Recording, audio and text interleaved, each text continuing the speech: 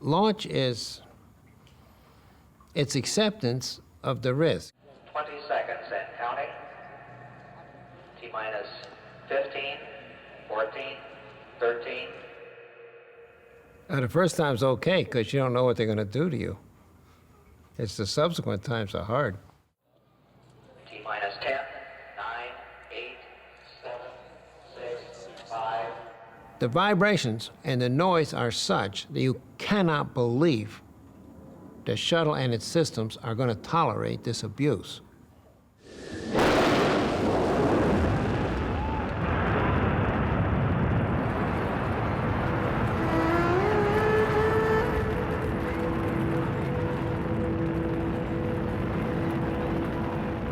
On January 16, 2003, mission STS-107 took off from Cape Canaveral aboard the Space Shuttle Columbia.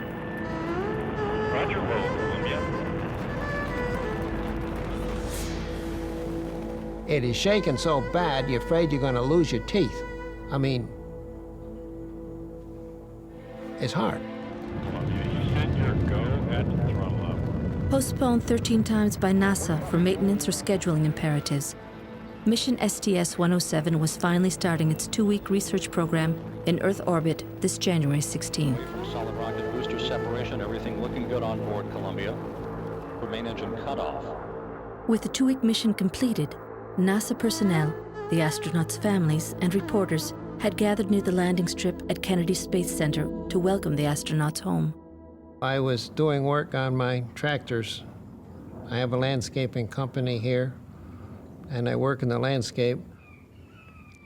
And I don't like to know precisely when it's going to come overhead. I was there at the Kennedy Space Center at the landing strip with the families on the morning of February the 1st, 2003. We were at the landing site, and we wait there on the bleachers with the other families and family members. And there's not nearly as much ceremony with landing as there is for launch.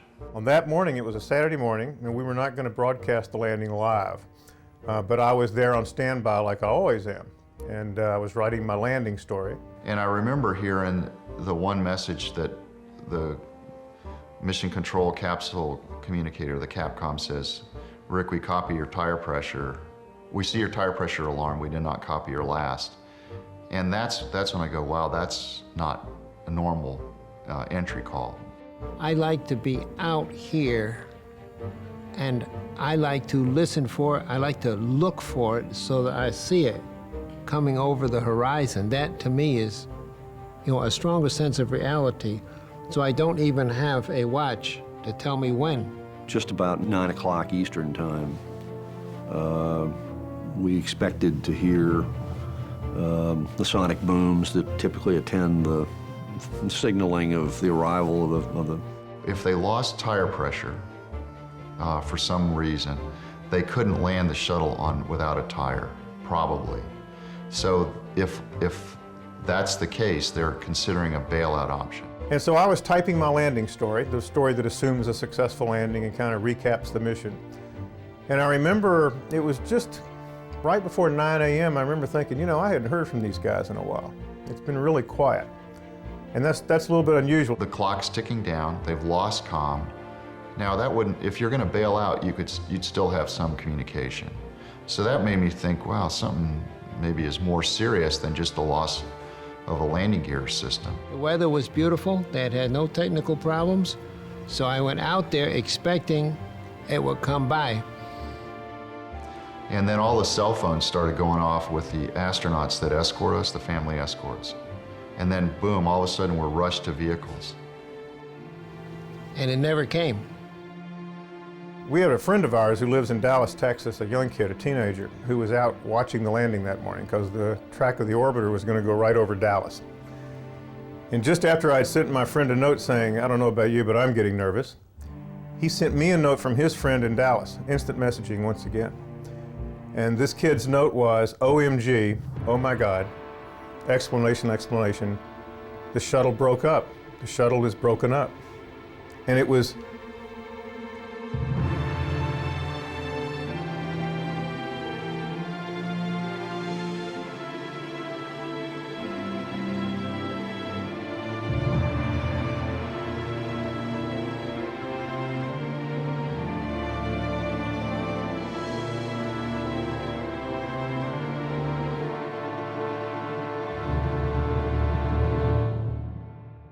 At the beginning of the Columbia board, we didn't know much about the cause. We didn't know much about what the shuttle program was supposed to be doing. Later on, we came to understand that there was an unspoken contract between the crew and the people on the ground, that the crew will do all they can to make the mission successful, and the people on the ground, the engineers and the managers, will do everything they can to keep the crew safe and to bring them home safely. And I think we developed a sense that maybe the astronauts felt like the people on the ground hadn't done everything they could have done, and some things fell through the cracks.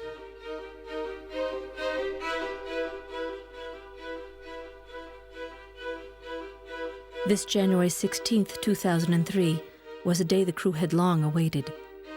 The countdown had begun 4 years earlier, when Congress approved funding to force NASA to carry out a mission totally dedicated to science. They trained 3 years instead of a normal 1-year flow.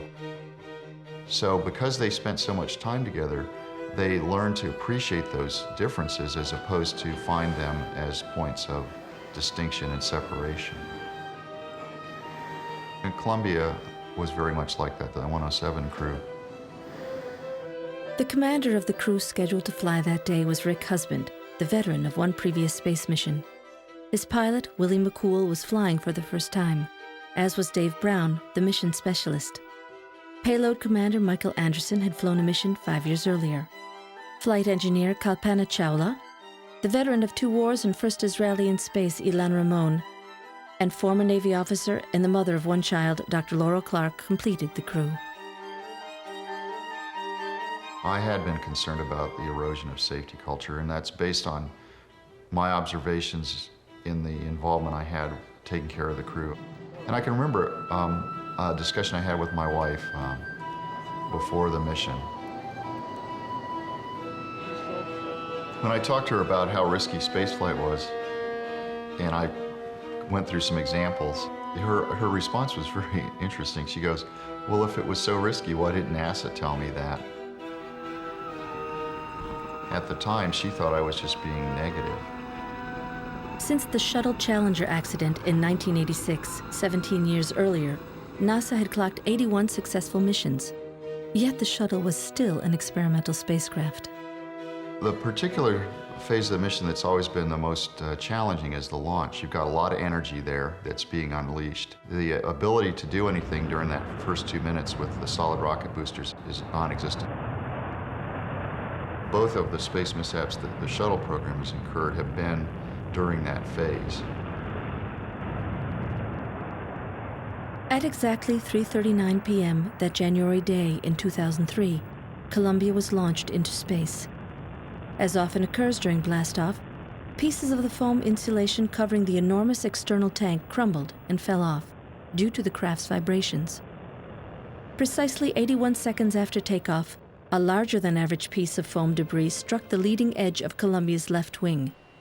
Because the incident did not seem serious, it was not immediately reported to the crew. 8 minutes and 30 seconds after leaving the launch pad, Columbia was in orbit around the Earth. It was time to start the scientific part of mission STS-107. The mission wasn't a very sexy mission as missions go. It was a very mixed bag sort of mission. It was a bunch of experiments that had been kind of delayed because they never were fit in somewhere else, and they finally all got thrown together on this flight. It wasn't a space station mission. Matter of fact, it was the last non-station flight other than a Hubble mission that NASA was ever going to fly.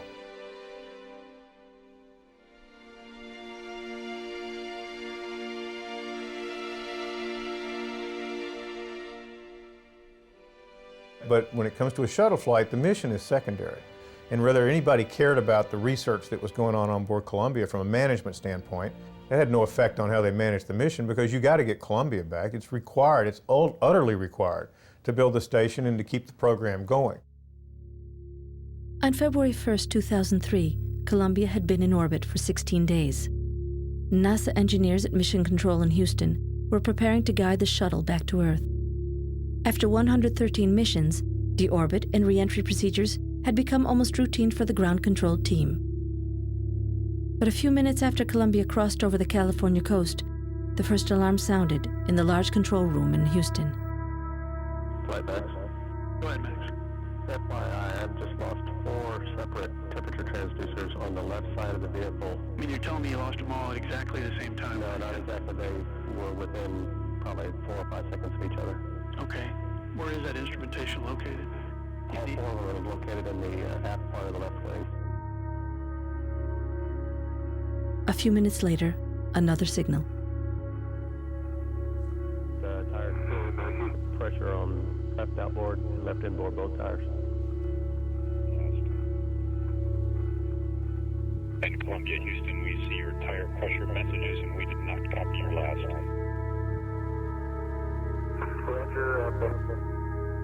That was the last message transmitted by Columbia. Columbia, Houston, UHF, com check.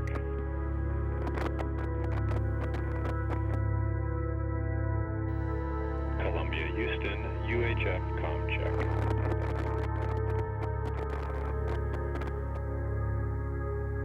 While the Capcom was trying in vain to contact the crew, Columbia was disintegrating over Texas in a shower of debris.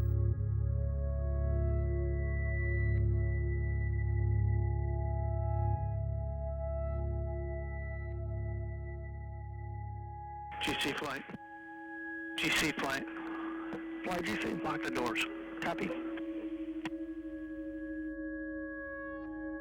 No phone calls, off-site, outside of this room. Our discussions are on these loops, on the recorded Devis loops only. No data, no phone calls, no transmissions anywhere into or out. Okay.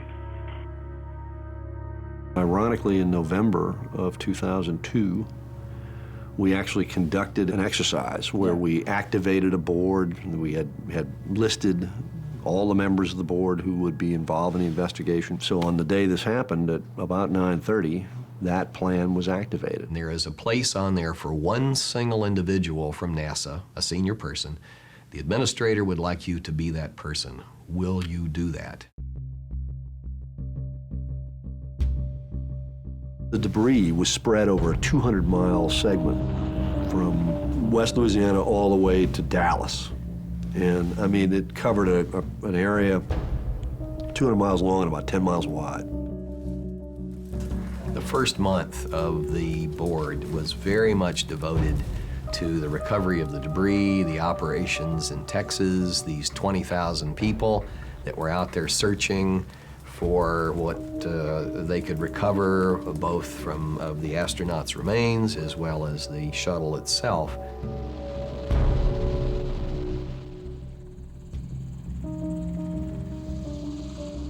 And this was a very emotional time. I remember standing there, and that got to you. You know, you really felt a sense of loss. You know, these people had died in this tragedy.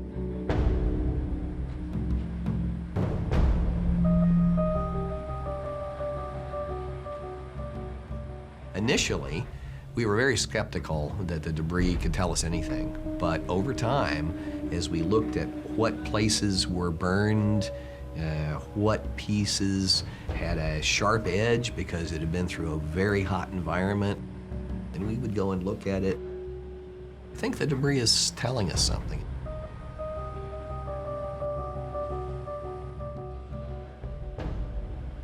The debris spoke to us. The debris told us a story. Tranquility Base here. The story told by the Columbia debris started on July 11th, 1969, when Neil Armstrong was getting ready to land Apollo 11 on the moon. The Eagle has landed.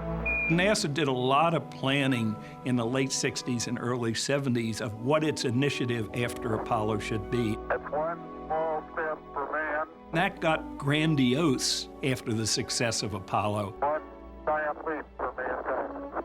When Stanley Kubrick and Arthur C. Clarke developed in the late 1960s, the movie 2001, A Space Odyssey, they went to NASA and they got NASA's long-range plan and read it.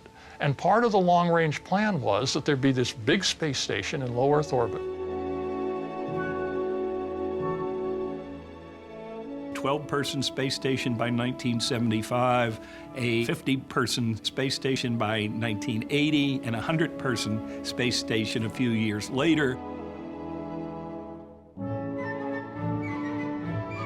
And they realized that throwing the rockets away every time would kill the economics. And so you needed something reusable. You needed something to shuttle from the Earth to the space station. The space shuttle was a stepping stone to a space station, which was a stepping stone to the moon, which in the movie 2001 was a stepping stone to Jupiter and Saturn. But in 1972, hurt politically by the Vietnam War, President Nixon simply did away with NASA's ambitions to explore the universe by giving approval solely to the construction of the space shuttle. When NASA ran out of money, it could only build the first part of that system. And then it became an objective in itself. It became a purpose in itself. So astronauts for 20 years just flew into space and did some experiments and then flew back. Well, that was never what the shuttle was designed to do. It was designed to be a transportation system to go someplace else. But it eventually became, because of the lack of money, its own destination. We were excited about this because the Apollo program showed us that it was too expensive to operate those large vehicles. If you had a new reusable launch vehicle, you could use it over and over again. If you can reuse it 10 times, you can cut the cost of spaceflight by a factor of 10. That was the underlying premise of the shuttle. Cost economy through reusability. In order to build this political coalition that was large enough to win approval for the shuttle, You needed more customers, and the only other customer in town was the Department of Defense and the intelligence agencies. So you had to go to the intelligence agencies and say, would you use this vehicle? it had to be a space truck. It had to carry military satellites. It had to carry scientific satellites. It had to carry people, of course. It has to be able to take off, fly around the Earth, and land at the same place. And if you look at all of the responsibilities, the functions that were placed on the shuttle, they all kind of had conflicting design requirements as a result of trying to get too many people agreeing on a single vehicle. The accident, in effect, was planned from the moment of the conception. It might take 30 years to happen, but it was eventually going to happen. In the space shuttle design, where we made a major miscalculation is that we could design it so that the factor of safety would always be that it would fail safe. But there were a number of places on it where it would not fail safe. To protect the shuttle from the heat generated by friction with the atmosphere during re-entry, its underside is covered with a shield made of heat-resistant tiles. These tiles became a nightmare for NASA. If a single one happened to fall off, hot gases would burn through the vehicle wall, which would be lethal. The external tank was also a potential bomb. Its fuel must be kept at a temperature of minus 250 degrees centigrade. To achieve this, foam insulation is applied onto the tank by hand, a material as light and brittle as styrofoam. And that's exactly where we lost 2 of our crews in those single point failures that couldn't fail safe. In 1979, 2 years behind schedule, Space Shuttle Columbia was delivered to NASA with hundreds of tiles missing. Nevertheless, optimism ruled. Nothing, neither delays nor a thermal shield made of such fragile tiles, could dim the hopes of the space agency. NASA really believed that spaceflight was going to become routine, and they really believed that they had, and it was their responsibility to build a vehicle that would make spaceflight routine, safe, something that happened all the time with relative ease, comfort, and inexpensiveness. Essentially, you come in, you land, you clean out the shuttle, you rehab just a very small amount, and within a few days, you can turn it around and fly it again. The thought was you want to let your crew be able to operate in shirt sleeves rather than in spacesuit. Operate the space shuttle like an airliner.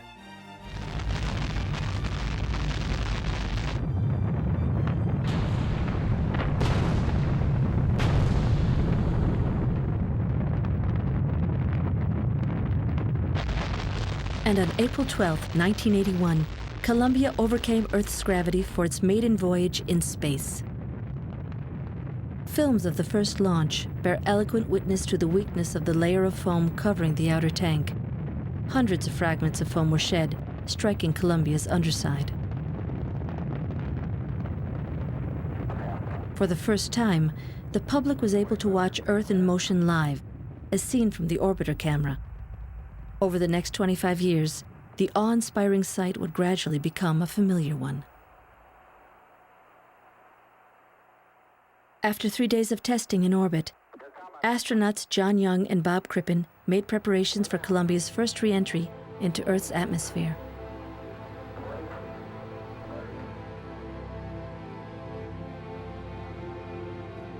Now, we had all this concern early on about the foam.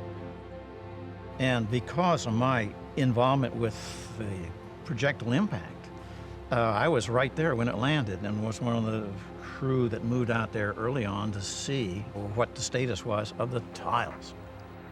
3, 2, 1, touchdown. Those gears, 10 feet. Touchdown. John Young, he came out and he did this, you know, and we were there when he did that. And he strolled around, he strolled around first, and I think then because he was concerned too, everyone was, about the tiles, how well they're going to hold up. And we found, like I say, about 50 gouges in it on the bottom side of the vehicle. They had a repair method for those craters caused by small pieces of foam. They just decided to make an exception. And they didn't want the expense, either in dollars or an extra weight, of putting on these stronger tiles. After STS 1, 2, 3, and 4, it was pretty clear that there was no way of eliminating impacts to the orbiter at the level that were forbidden. So they just basically ignored that. And you know, there were, I would say, on virtually every flight, there were small pieces of foam which would impact on the undersides of the wings, typically causing damage to the thermal tiles. The first flaws observed with Columbia were replicated in the design of her three sister ships, Challenger, Discovery, and Atlantis. Like a Formula One race car, the shuttle had to be rebuilt after each flight, and the cost was becoming prohibitive. The thing that they learned in the context of flying the first few missions is how hard it was to turn the shuttle around, to process it. It took months on end for all of these orbiters to be prepared to return to flight, and in some cases longer than even a few months. The per-flight costs of the shuttle range from $500 million to over $1 billion every time you fly. You could build a sports stadium with that. And that was one of the great quiet secrets about the shuttle, that the shuttle was going to cost as much to fly as the equivalent rocketry of the 1960s and 1970s. And we have liftoff. It's very, very expensive.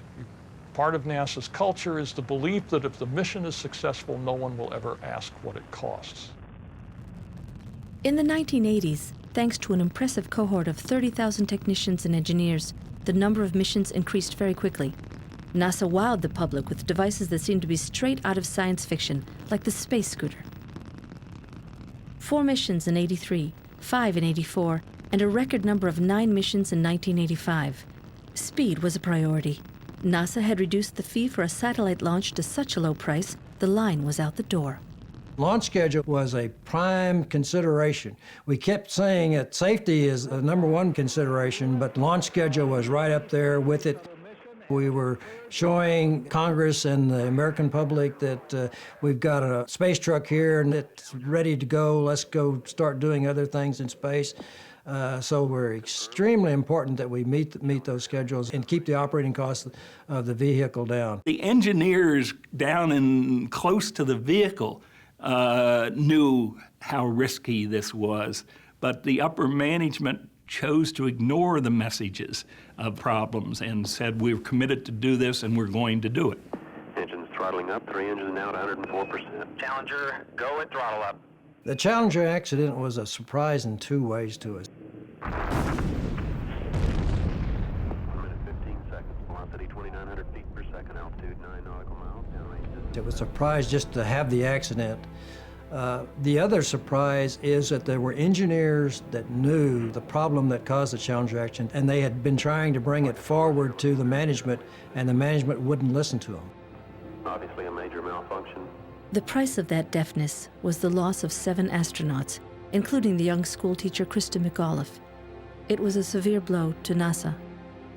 With its vehicles grounded for 2 years, the shuttle program was totally overhauled. After the Challenger accident in 1986, the DoD decided that this was just something that they would not be able to support any longer, and they made the decision at that time to pull the military payloads off of the space shuttle and to launch all of them on expendable launch vehicles. When the program resumed in 1988, the shuttle had lost its military and commercial payloads. NASA rediscovered the virtues of exploring the universe. Ulysses, Galileo, Magellan. Probes and telescopes were sent to the heart of the solar system, but the most spectacular mission was the repair in flight of the Hubble Space Telescope. Space has the opportunity to offer you, number one, exploration. It's what kind of universe we got, what's our place in it, you know. People love Hubble images. Are they practical? No, but it tells them what's out there. It tells them where they came from. It tells them where they're going.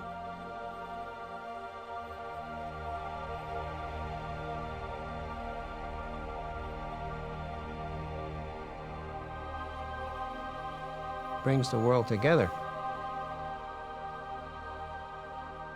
After the Challenger accident, NASA had 6, 10, 15, 20 successful flights. The agency drifted back into the old idea that it was just an airplane.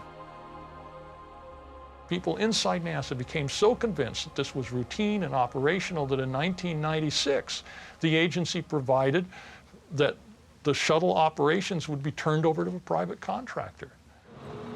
In 1996, the Boeing-Lockheed Martin alliance inherited the Space Shuttle maintenance contract.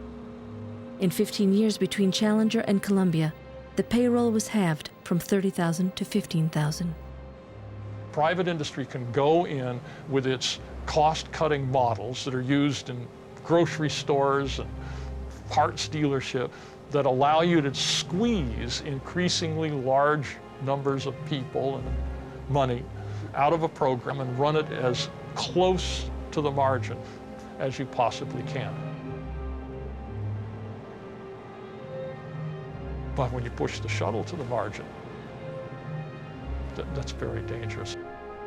The shuttle was aging, and NASA had delayed finding a replacement.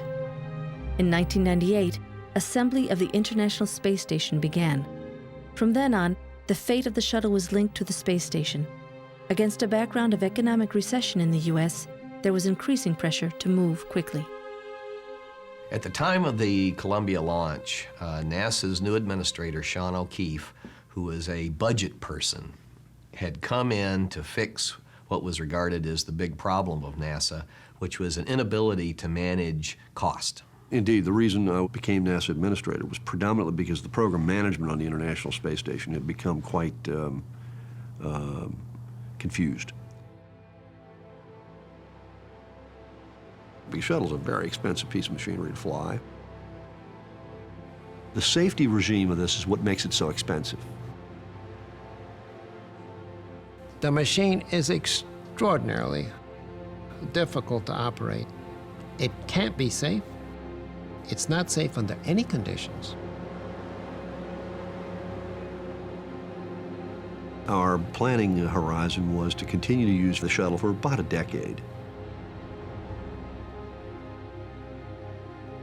The intent was to try to stretch it out for as far as we could into the late part of the next decade, up to 2020 timeframe.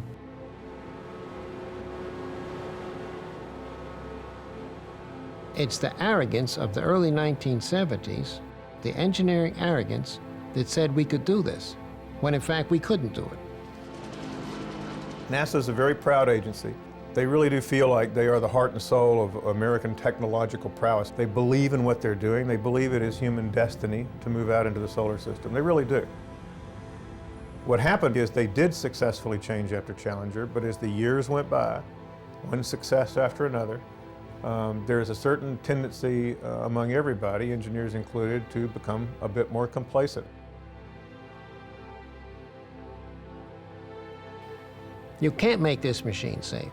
No matter how well you do it, it's the most dangerous vehicle ever come up with.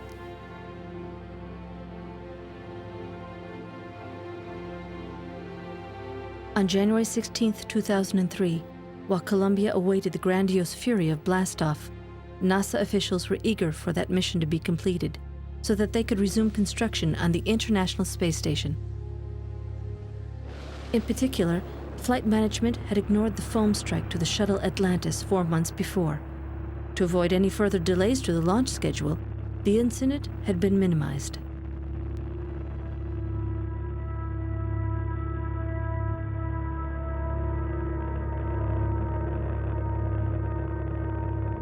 "81 seconds after takeoff, the incident occurred.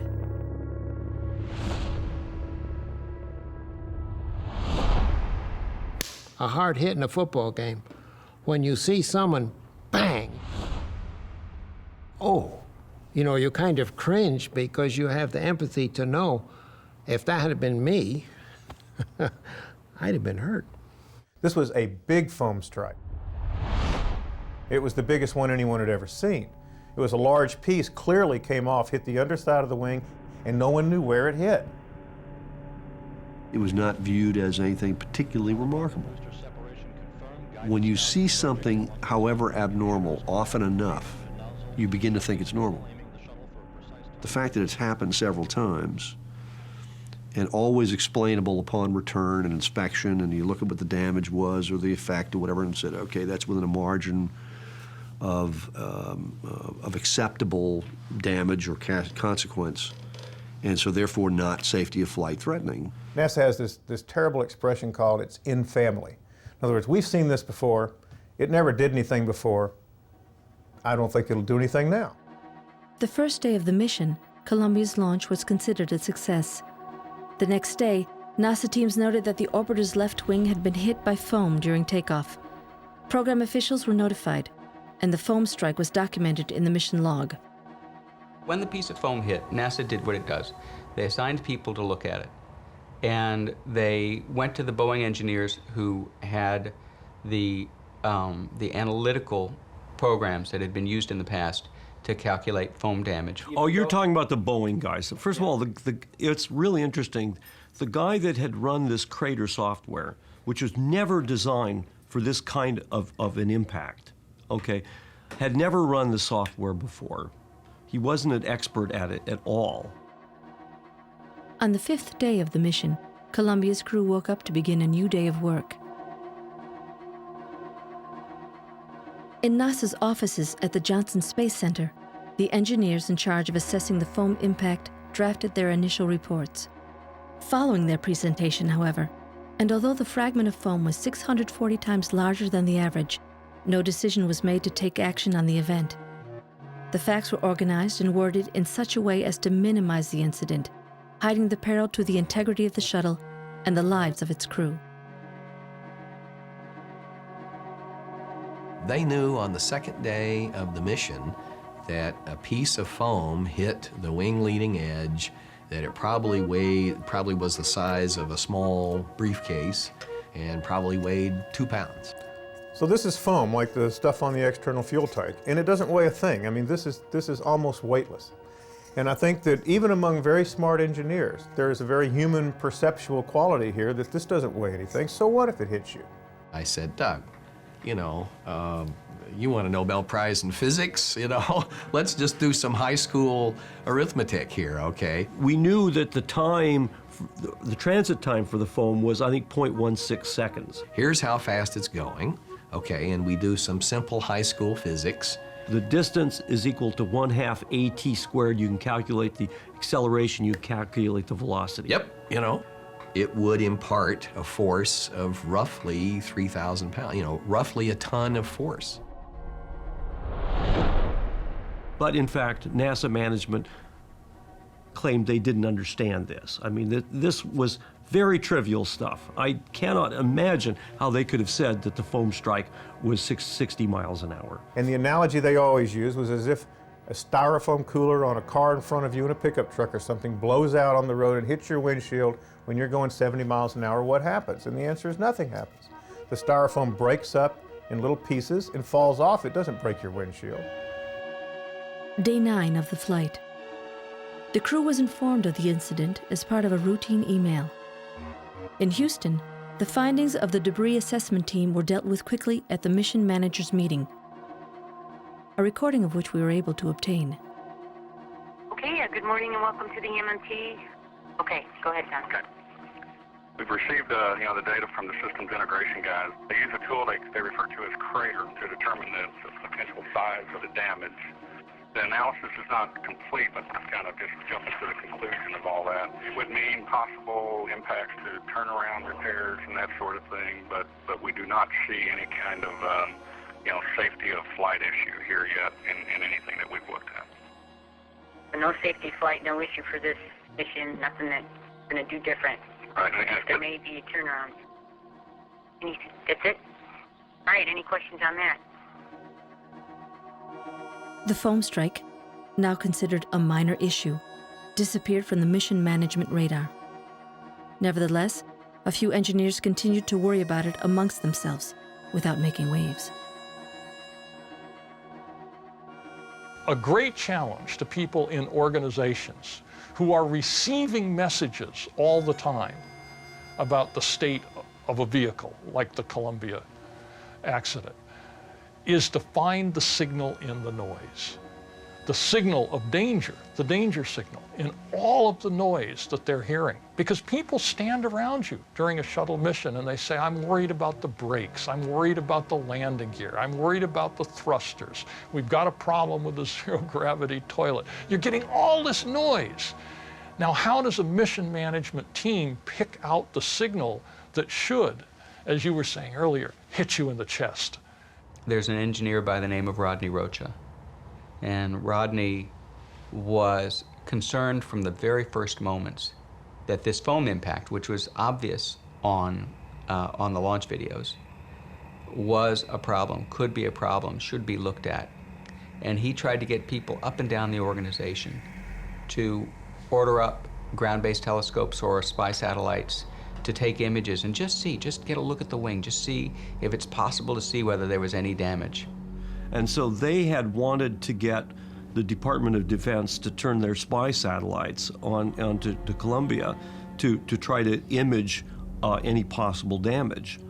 This was an informal request, and the people at DoD responded by calling up the head of the mission management team, and she was so mad that someone, well, this is my interpretation of why she did what she did, that she basically turned off this informal request.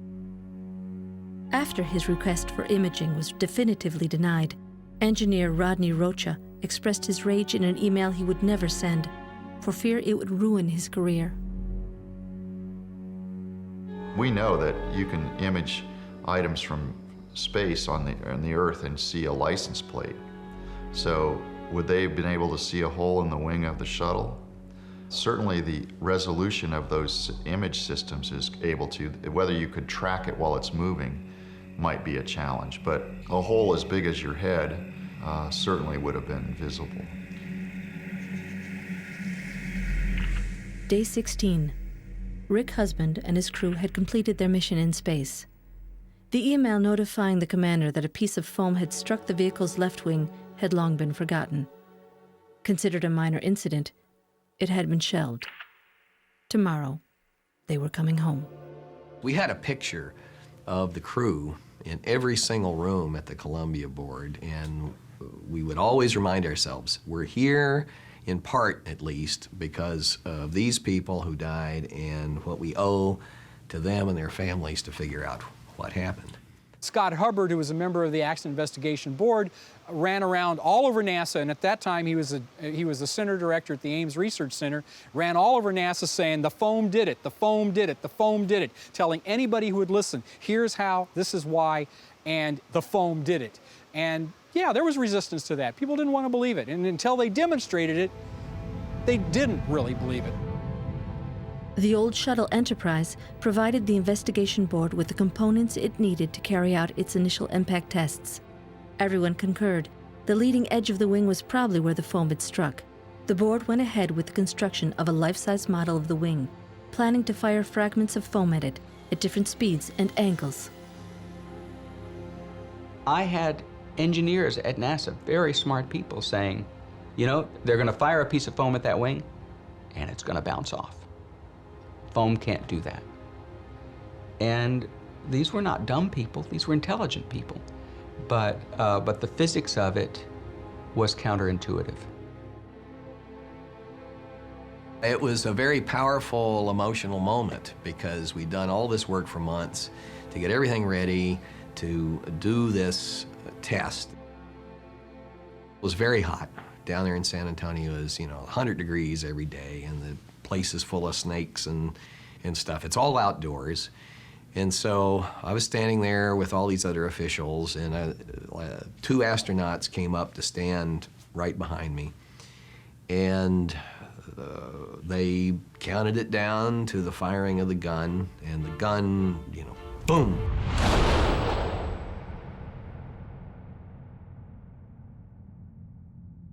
And we looked, and all of a sudden there was this giant hole in the wing leading edge. And at first I went, yes, and then I went, oh, because part of me said, okay, we've demonstrated it, but then part of me said, oh, this is how these people actually died.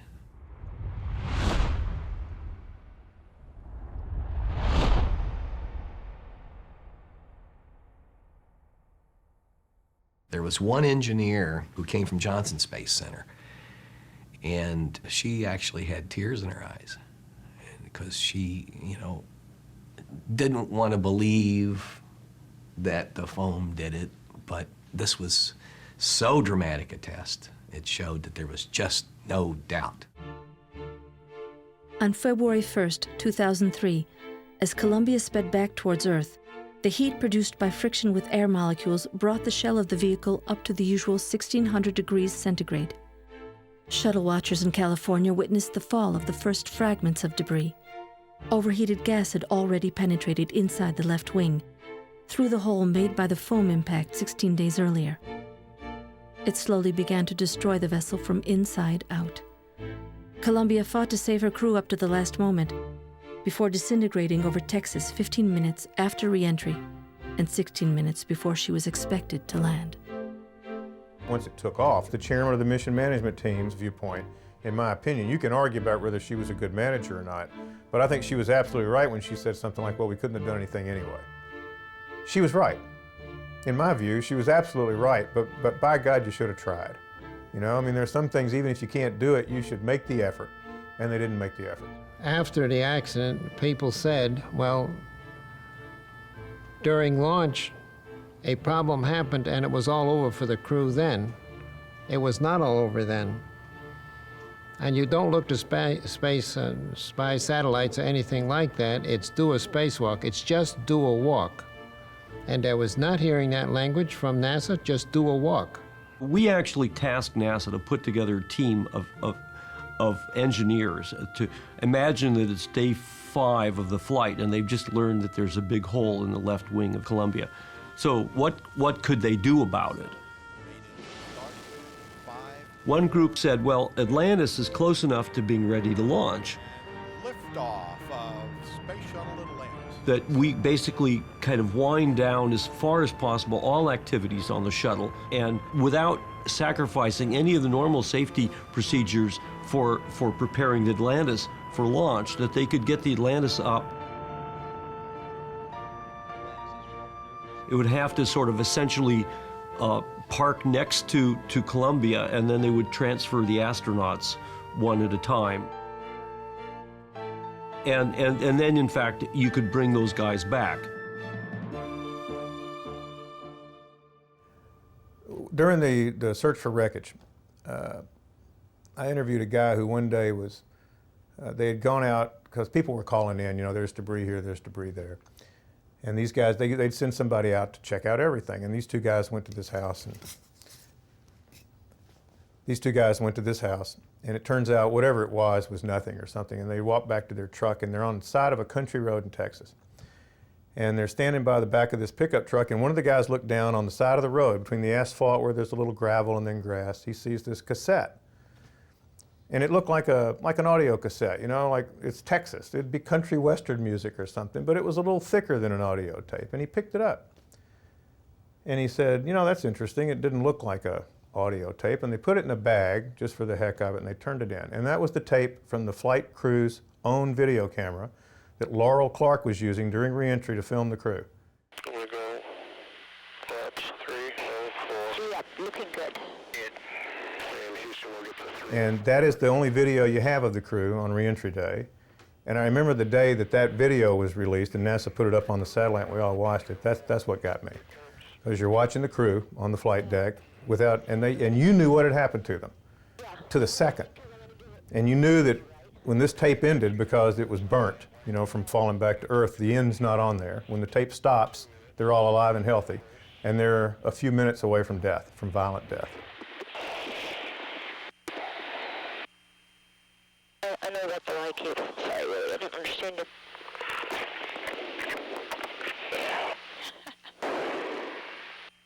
Okay, well. Dashback, Casey, if you got any. Yeah, gray taping, you can just give it to us. I'm trying to see if I can get an overhead window view yet. This is amazing. It's really getting really bright out there. Yep. Yeah, you definitely don't want to be outside now. Like we did before. I don't have to back point. The shuttle is an aging and risky vehicle. It needs to be retired. You can get an immediate factor of 10 improvement in safety just by moving the vehicle from the side to the top, like in Apollo. There are a group of people who believe that the shuttle is not only a magnificent machine, which it is, but it can be operated successfully and should continue to be. I think that's wrong. I think it is a first-generation attempt, probably an overambitious attempt at doing too many things at one time, and it will go down as a landmark in the development of spaceflight. But I think its time has come. People love the wings. People love the plane. It's a little stub-nosed, funny-looking plane. People love it. People have shuttle models, and it's been with us for 25 years. I grew up with it. People grew up with it. The shuttle was a plane. And as such, it's one of these miracles of engineering. Whatever you think about the overall design, whatever you think about the funding or the risk, it's an amazing thing. It is time for America to take the next steps. Today, I announce a new plan to explore space and extend a human presence across our solar system. In January 2004, 1 year after the Columbia disaster, President Bush announced the definitive retirement of the Space Shuttle in 2010, once construction had been completed on the International Space Station. It was the end of an adventure that had lasted 30 years. George Bush also announced the design of a new spacecraft. Reusability would no longer be a priority. The new Orion vehicle returns to the concept of expendable launchers and capsules placed on top of rockets. Lastly, the President announced America's intentions to return to the Moon by 2020 as a stepping stone for the exploration of the solar system. NASA's old ambitions are being revived. The cost of the new program is estimated at $210 billion over 15 years, a bonanza for the space industry, which will more than compensate for the loss of the shuttle contracts. I have friends at a headquarters, and this one person told me that he was actually very surprised and somewhat disappointed by the fact that there were people at headquarters that said, Columbia's done, let's move on. And what did they do? They got the vision for space exploration. Bush comes out a year later and says, we have to do this.